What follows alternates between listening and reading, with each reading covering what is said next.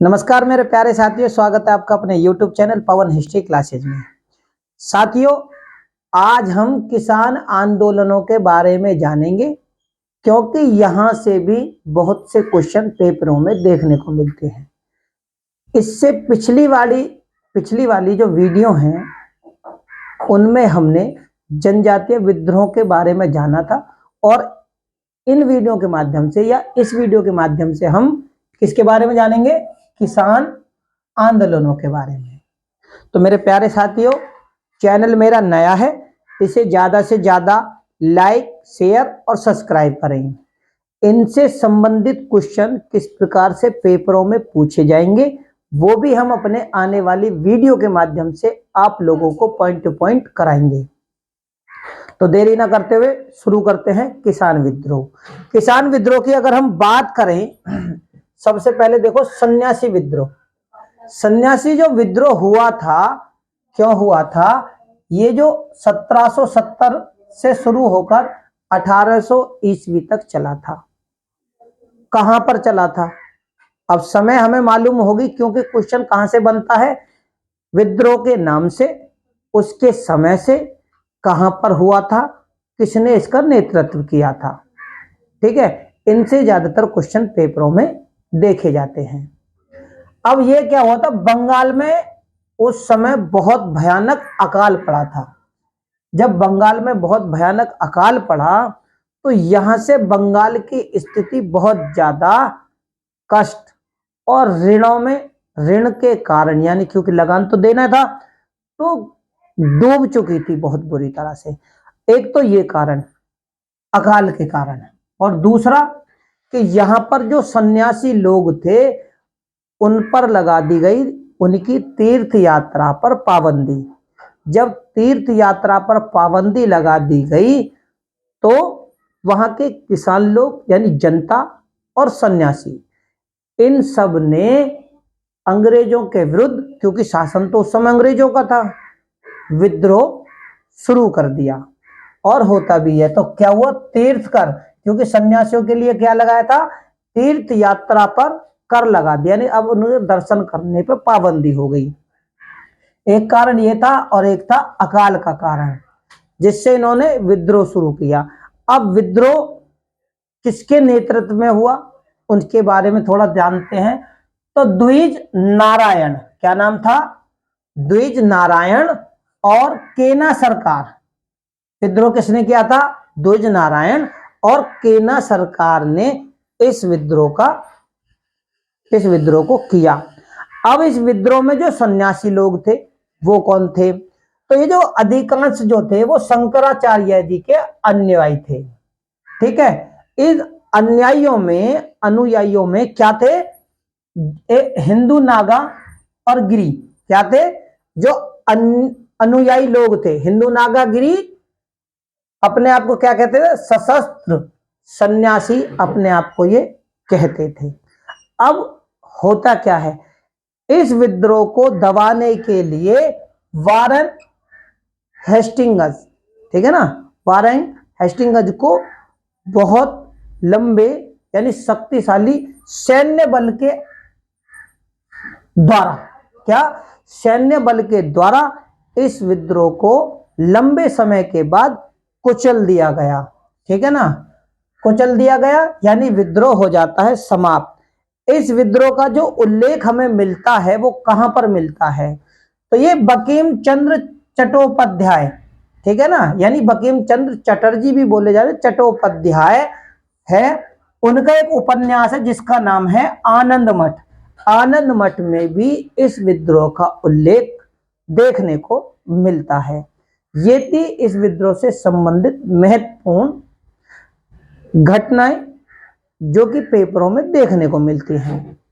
बात करते हैं फकीर विद्रोह की। फकीर विद्रोह 1776 और 77 ईस्वी में हुआ था।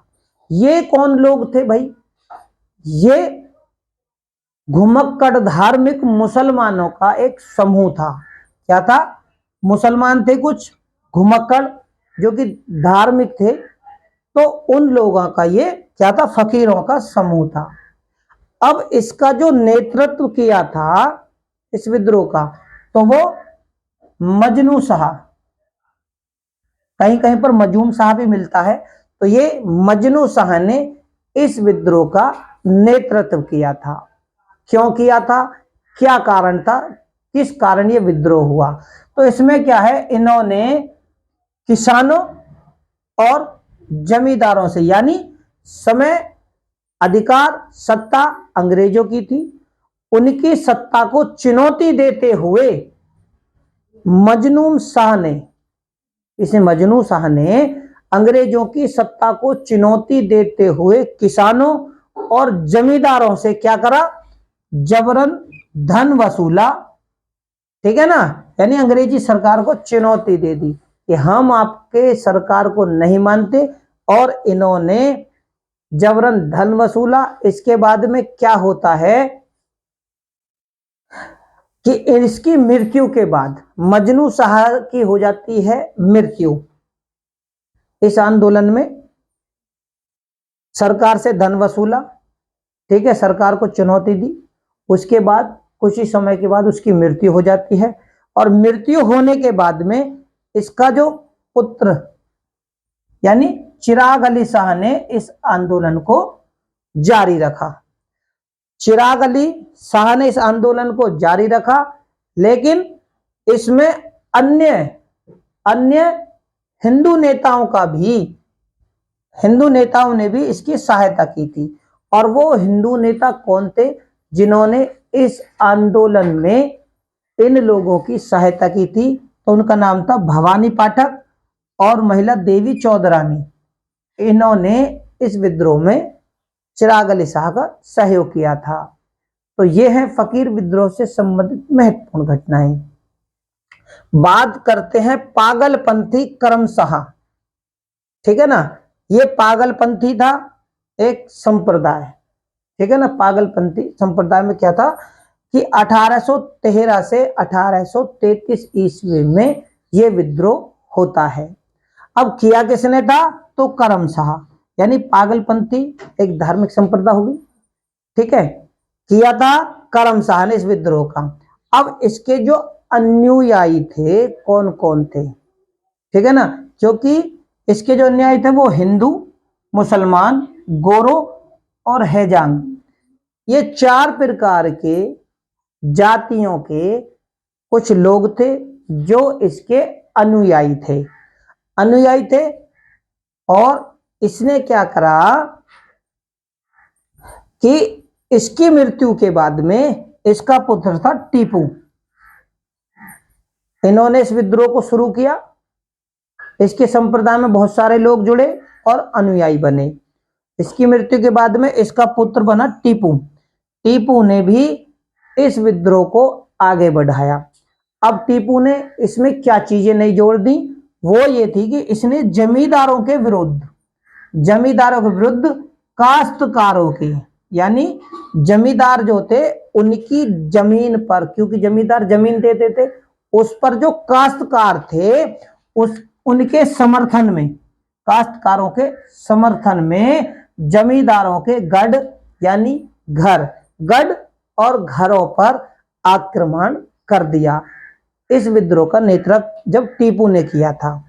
और इसके बाद में 1825 ईस्वी में टीपू यहां नहीं रुकता, शेरपुर पर अधिकार कर यानी ये भी अंग्रेजों की सत्ता को चुनौती देकर 1825 में शेरपुर पर अपना कब्जा कर लेता है और वहां का राजा बन जाता है। जब ये राजा बन जाता है तो ये क्या करता है, वहां पर राजा बनने के बाद में एक न्यायाधीश, एक मजिस्ट्रेट और एक जिला अधिकारी की नियुक्ति करता है। ठीक है, और अन्य नेता जिन्होंने इस विद्रोह में इसका सहयोग किया, जो इस विद्रोह से जुड़े थे, कौन थे वो? जनक पाथर और देवराज पाथर। ये वो 2 व्यक्ति विशेष हैं जिन्होंने इस विद्रोह में इसका सहयोग किया था, यानी इस विद्रोह के इसके साथ में जुड़ गए थे। 1833 ईस्वी में इस विद्रोह को समाप्त कर दिया जाता है और यह विद्रोह समाप्त हो जाता है। ये थी इस विद्रोह से संबंधित महत्वपूर्ण घटनाएं। बात करते हैं अब बिशनपुर का विद्रोह। ठीक है, मैं ऐसा कोई भी मेरे प्यारे साथियों, मैं नहीं चाहता कि कोई भी छोटे से छोटा और बड़े से बड़ा विद्रोह आप लोगों से बच जाए। हो सकता है पेपरों में बड़ा विद्रोह ना पूछकर छोटा विद्रोह पूछ लिया जाए।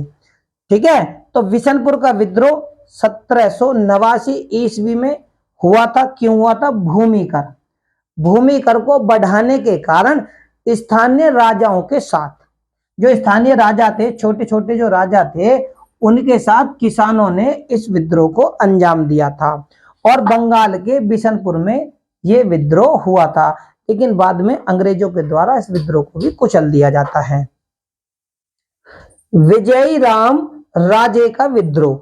भैया विजयी राम राजे जो हैं वो 1794 ईस्वी में विशाखापट्टनम में विजयी राम राजे ने विशाखापट्टनम में इस विद्रोह को किया था। इसके बाद में इसका पुत्र था नारायण राजे। तो इस विद्रोह में नारायण राजे ने भी आगे इस विद्रोह को अंजाम दिया और इस विद्रोह को किया था।